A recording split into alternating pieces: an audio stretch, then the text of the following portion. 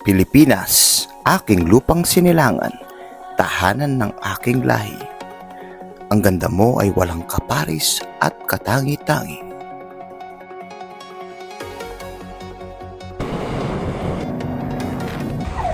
Nakaabot pa tayo ng festival.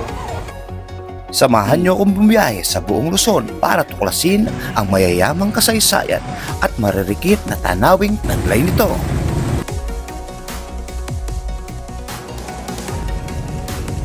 Makisalamuha at magkaroon ng maraming kaibigan.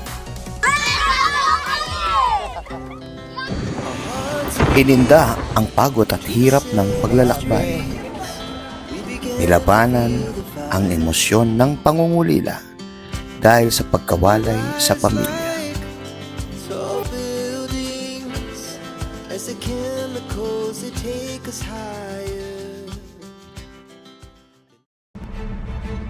Pero katulad ng isang paglalakbay, kailangan maging tuloy-tuloy ang buhay na may layunin.